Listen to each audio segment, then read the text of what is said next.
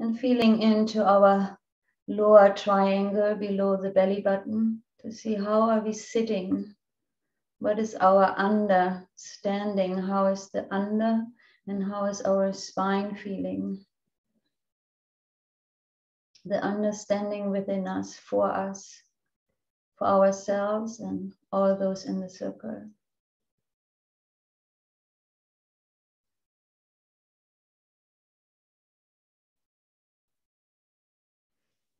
And take a deep inhalation. Asatoma Satkamaya Tamasoma Jyotirgamaya Mitroma Amritangamaya Aum Shanti Shanti Shanti. Inhale deeply, suspend your breath. And then we exhale. Good. We gently open our eyes. We bring our arms out to the side, palms facing upward. I want you to inhale, deep inhalation. You bring your arms overhead, palms touch, and you greet spirit. Then you greet your crown, your third eye, your heart. And then from here, you bring your hands forward, so the fingertips pointing forward. And you greet the world. And then from here, you inhale. And you start exhaling, slowly going through all centers.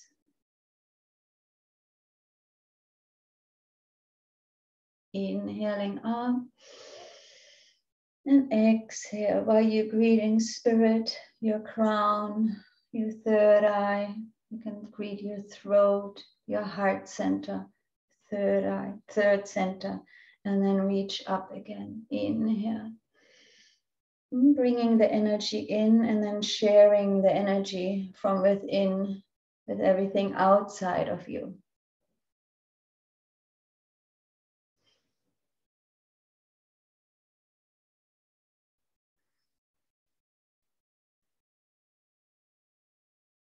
So long inhalation and exhalation. Go at your own pace. Visualize the light around you, how you bring it into your body, into all the facets of your being.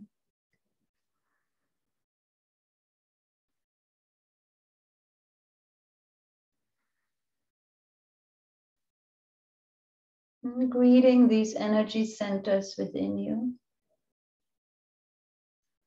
And then reaching out to the outer energy center.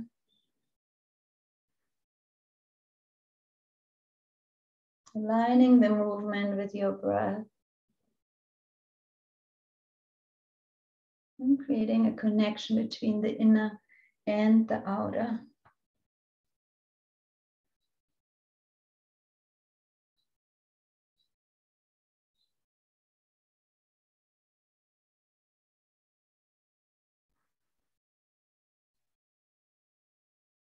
Last 3 repetitions.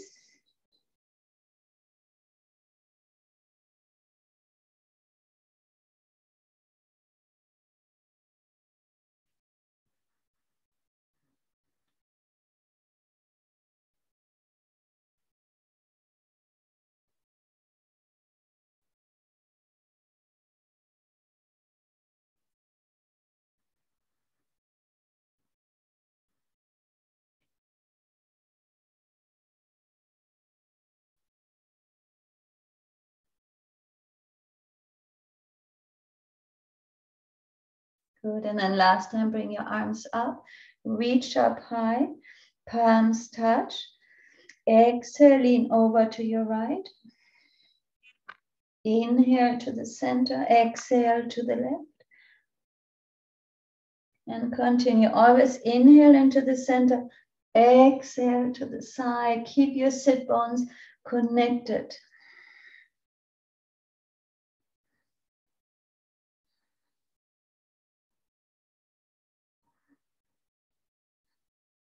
Let the lower triangle, the first, second, third chakra, really be steady and stable while you're moving through the heart center and then side to side.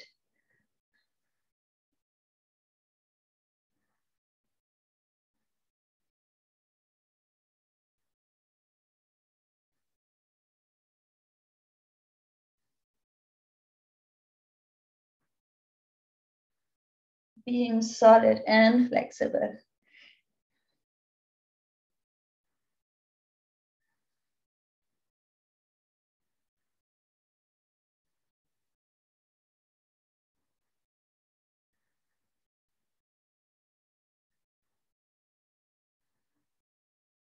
So let's go one more time to each side.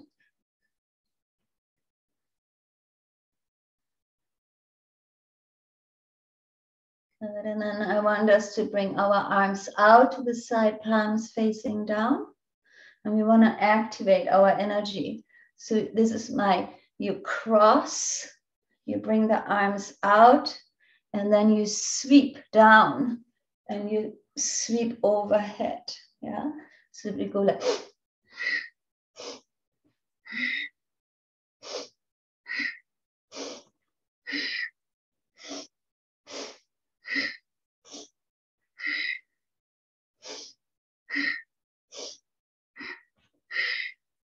Always bring the arms out to the side. Take the earth energy. Yeah, so you take the earth energy, you cross, you take the earth energy, and then you sweep it over.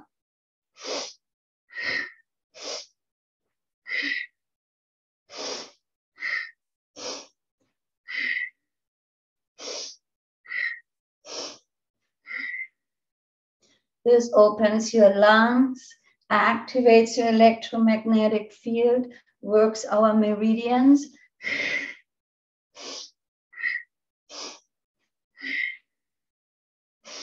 Lifts our diaphragm.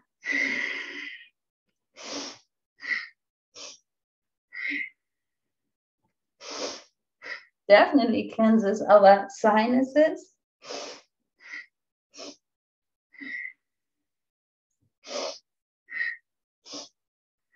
Challenges our brain.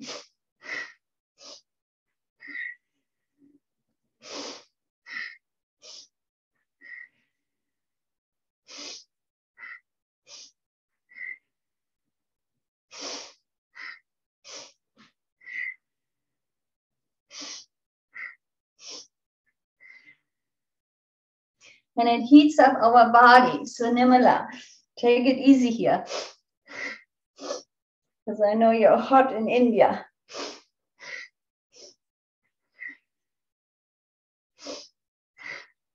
But this creates the glandular sweat. So it's the inner warmth and tapa heat. It's not coming from the outside. So it's really cleansing and purifying.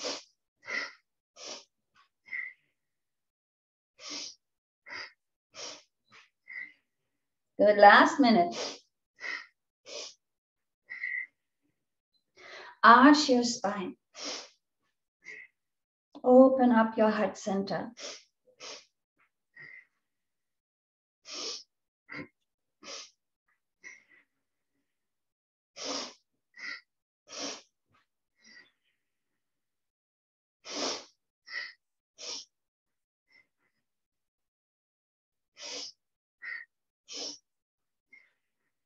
Last 3 repetitions.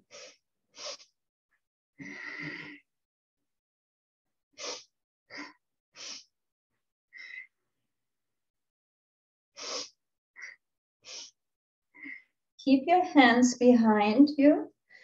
Lift your chin, chest even a little bit more. Look up towards the sky or the ceiling. Long, deep breathing here. Truly fill yourself up with prana, life force.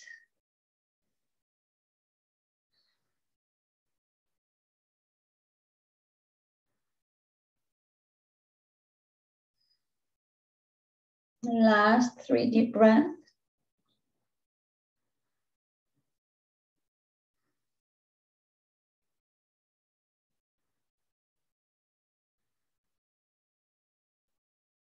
Good. And inhale, bring your arms up. Exhale, sweep through your auric field. Be present to your internal activation. And then you're ready for Nirmala.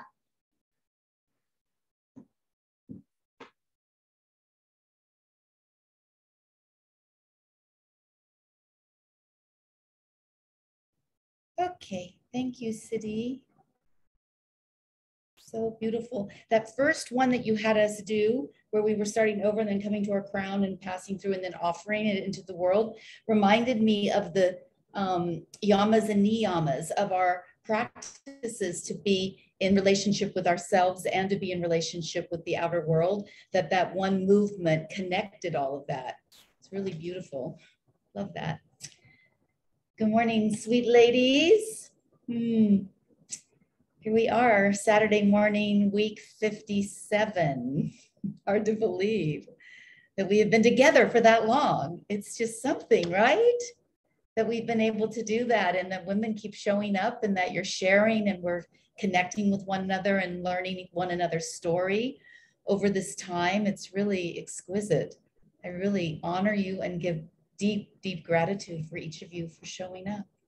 Thank you. Siddhi and I love seeing you every Saturday. For you, Saturday morning. It's Saturday night for me, which is all good.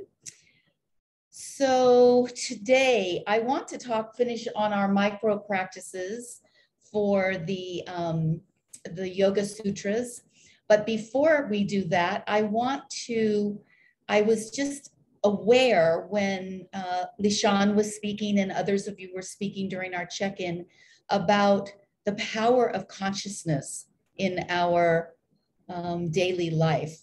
And that if we can say we have an aim of gathering other than to enjoy one another and to hear other people's stories and feel the connection of the divine feminine, it is to increase our consciousness in every moment so that our daily movements become just a series of conscious choices and conscious experiences, to where we never actually move out of consciousness. We're just always really awake to the sense of what it is we're passing through, whether it's painful or joyful, what it is that's happening around us, the situation, where are we being called into our willingness to show up for something. If we don't live our lives in a way of being distracted by the busyness of life or by the many different inputs that are coming at us, whether it's technologically or personally with interpersonal relationships, whatever it is, if we can stay in more centralized, clarity about the consciousness of how we are entering into every moment, we will find that our experience, however we want to label them, that we'll have less reason to label and we'll have more reason to stay present. And as Lishan was mentioning, that in the present moment, there's much less fear and much less angst. If something's going on that has to be dealt with, we're dealing. So now we're occupied with our mind and our senses to handle what's happening. And there's not generally, unless it's life-threatening, a lot of fear in that. There's just a need to really be present to handle the situation. But when the situation is calm and our mind starts to imagine either something that happened in the past that we are not resolved with, or something that we think could potentially happen in the future, we go into the fear. And if we stay conscious in every moment, so if we string these moments together, it's like the unceasing prayer from St. Paul in the Bible. If we string together the conscious moments to where we're just stepping from one lily pad of consciousness to the next. Maybe there's a slight variation for a moment, but we can string together those moments of consciousness to where we're just walking the path of consciousness. And it will shift everything that we experience and how we interact in the world. And so I just wanted that just struck me when I was listening to Lishan and to others of you this morning, that it is our aim, that's what being in awareness and present and in observation means, that being pulled back into that consciousness. And we all say, well, what is consciousness? It's just being present. Doesn't have to be a heightened experience of some other spiritual realm. It just means being present in your worldly, human, grounded way. It's just us being fully present, not distracted. I'm doing this brain study that I had shared with you last week. And we have a coach, and the coach, I had my first interview with the coach, and she said that I was telling her I was concerned about my memory, that I was finding I couldn't call up certain words, like it would be just there, but I couldn't quite grasp it to describe something I wanted to describe.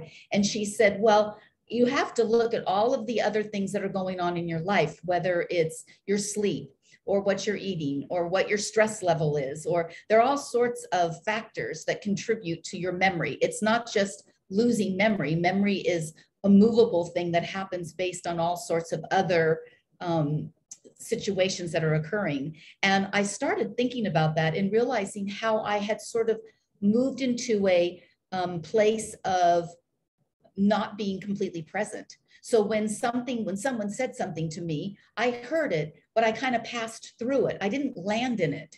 So then when I had to recall that piece of information, I hadn't really absorbed it because I just let it go in, but not really land. And I thought that's so interesting. If you're not really fully present, much of what you hear and you experience just becomes a moving piece through your life. It doesn't actually land with you. And I don't want to live my life where these beautiful pieces of information, these beautiful experiences, these beautiful observations aren't actually landing inside of me, and they aren't part of my experience, that they're just something passing by and I go, ooh, dang, I heard that, but now I can't recall it. Well, I can't recall it because I wasn't fully present for it.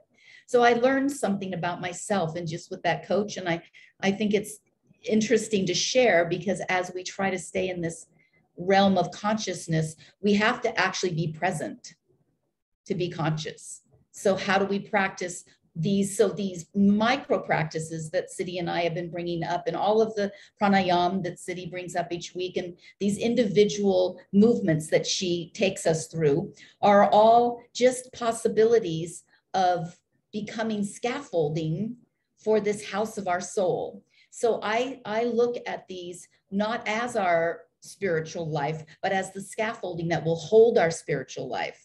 Our spiritual life is the expression of us into the world and how we receive the world back. It's not meditation, it's not your spiritual life. It's just a discipline that allows you to have a spiritual experience in this embodied form. And how do we utilize all of these little micro practices? So there are many of them that we throw out just with the hopes that one might resonate for you, and you might pull it into your day, and it might be useful for you to be able to add to the scaffolding.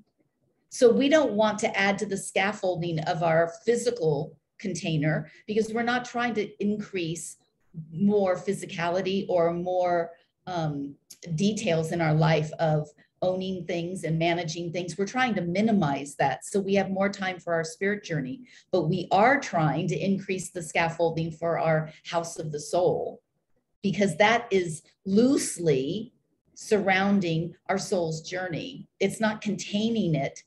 The larger it is, the more expansive it is. So the more that we can set up a foundation, and this foundation, it consists of so many things: community that we are gathering together as part of our foundation, inquisitiveness, the sense of you being in inquiry about life and about new things and about possibilities. That's part of our spiritual journey.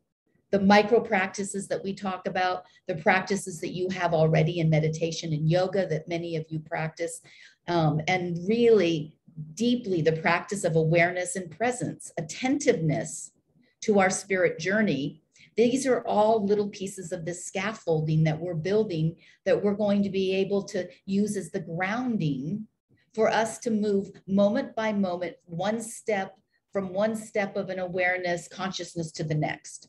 So there's never a break, that we can train ourselves to stay on that conscious path where we're never anywhere else but that. Where else would we want to be? So everything that comes to us, whether it's an opportunity or a relationship or an experience that is painful that we have to bring through and into our lives, all of those will be done through the consciousness lens that we're supporting through this scaffolding that we are building through our community and through these practices.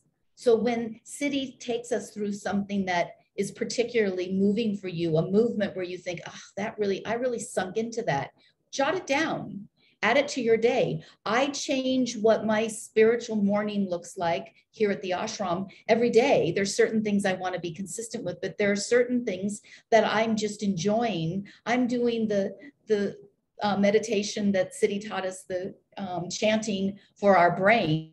I'm doing that 11 minutes every day right now because I'm really focusing on my memory and my brain.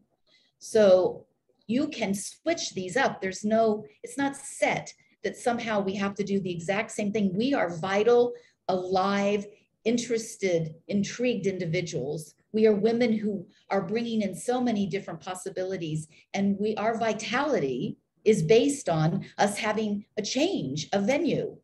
We don't want to sit in the same room with the same color paint and the same things on the wall. We want change. We want vitality. We want things to be, today I feel like peppermint tea, tomorrow it's chamomile. We want to be able to feel like it's a journey that is being expressed each day as things come into us and we receive the presence that we're receiving from this universe, that we're flowing with it. We're fluid, we're juicy.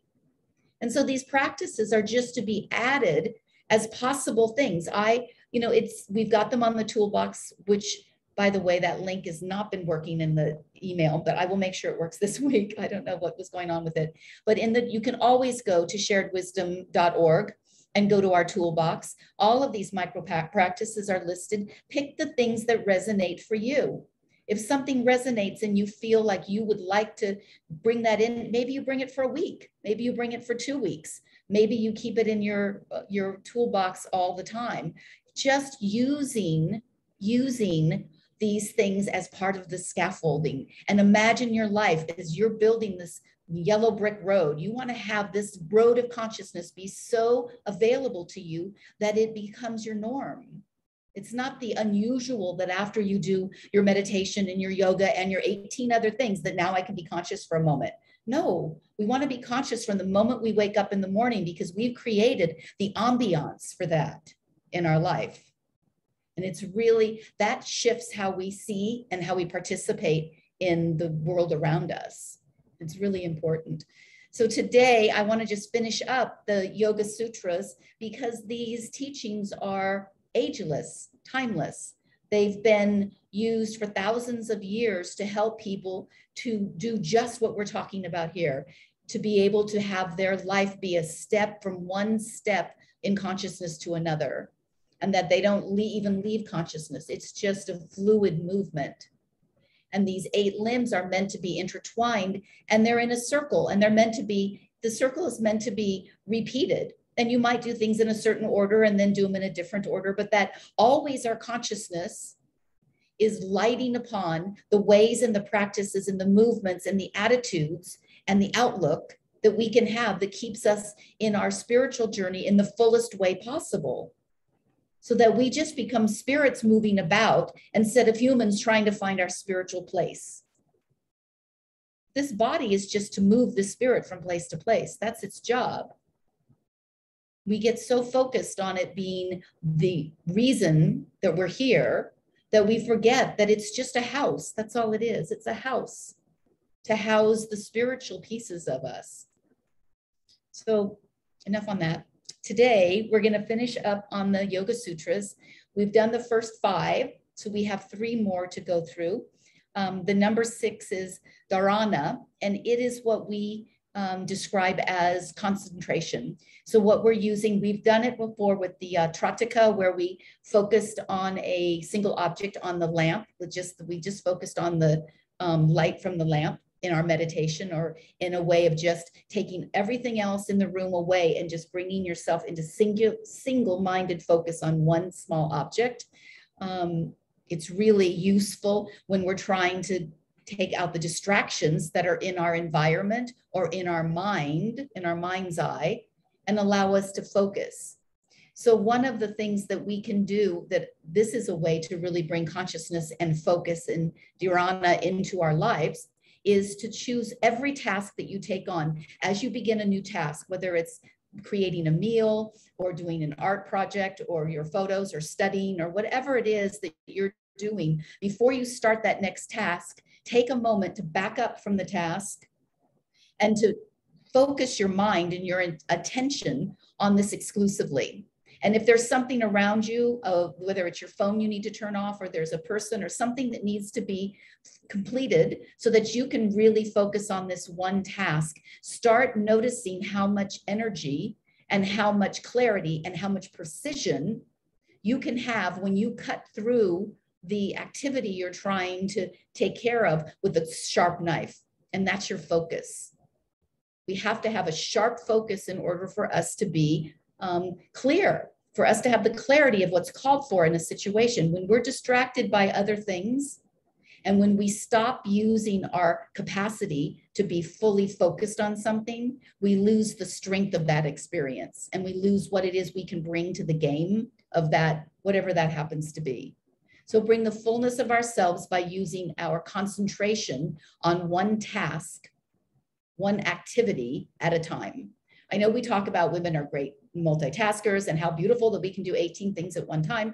Yeah, that's all great. And that is actually true. When you get to a level of consciousness where you are able to handle multiple things at one time, you'll do them all with a depth and a breadth that's really exciting. But until we get to that point, we have to learn how to fully be present for one activity, not partially present for 10 activities. So let's just start taking time out before we start something to make a commitment to staying with that one thing in the fullness of that activity until we make some progress with that. So that's our micro practice for that one Yoga Sutra. The next Yoga Sutra is dhyana, and that's meditation. And that, of course, would be a natural one of the limbs of the Yoga Sutras naturally.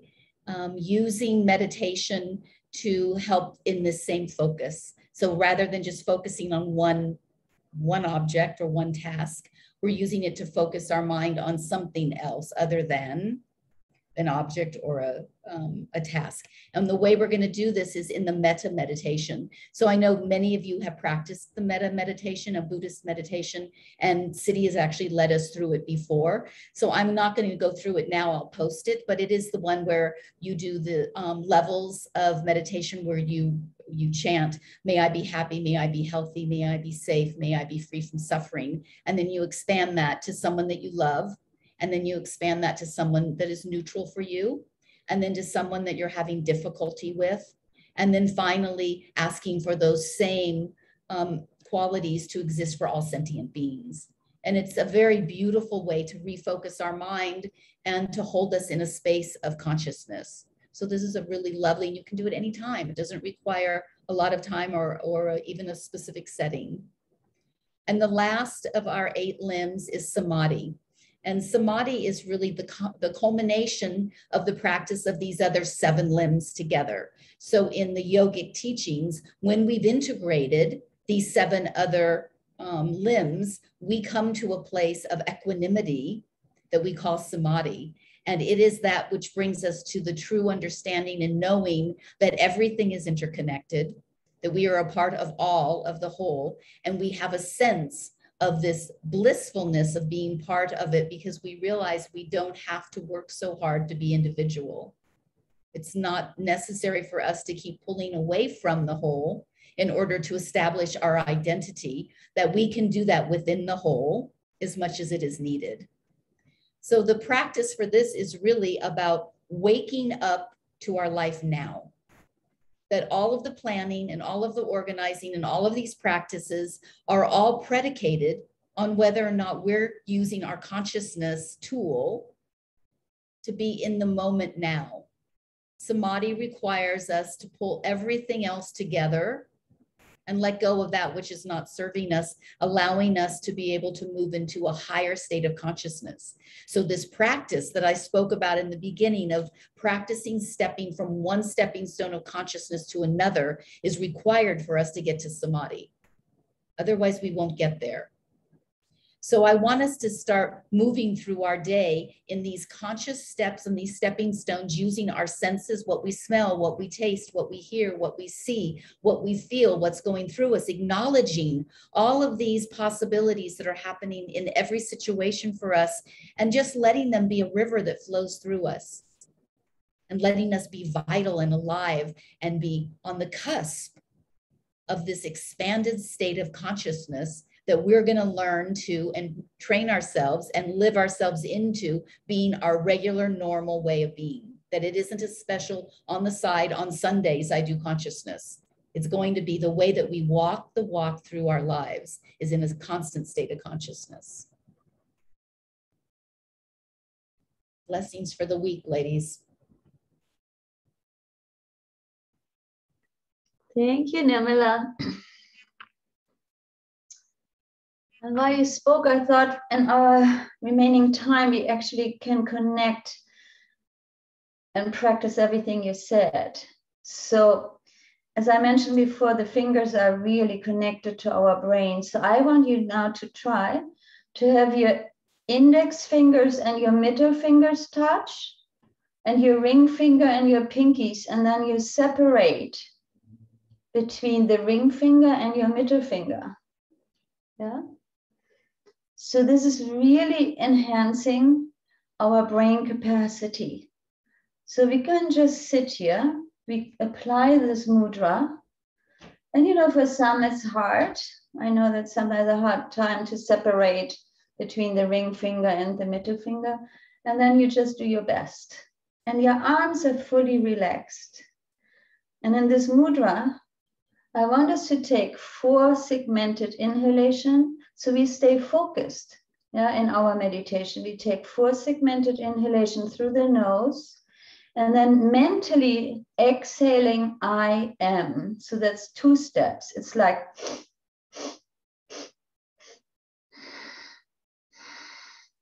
yeah, you take 4 in and exhaling in 2. 4 segmented inhalation at your own pace and capacity. And then you exhale in 2. And you mentally recite, I am.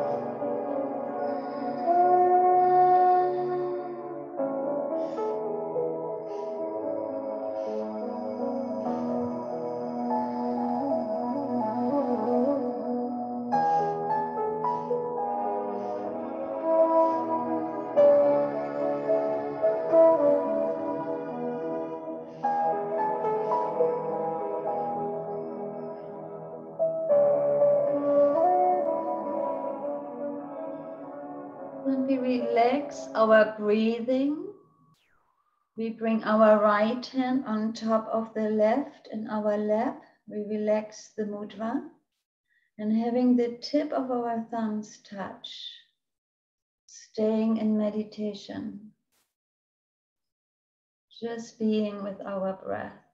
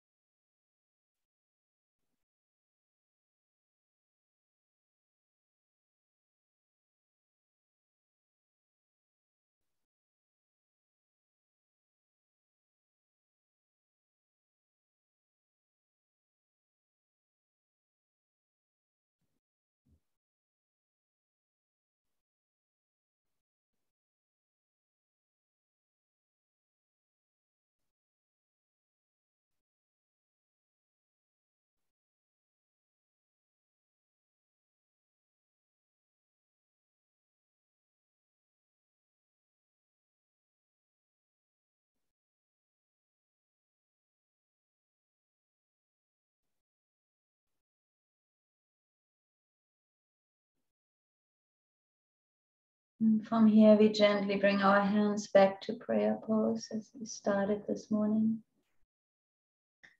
Bowing towards our heart and bowing towards each other.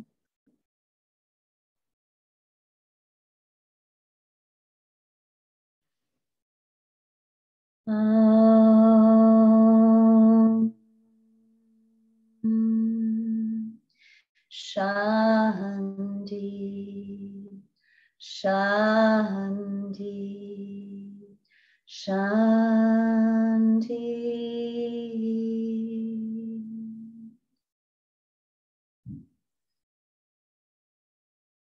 We're wishing you a great week. We'll be with you together on Friday and see each other on Saturday. Namaste.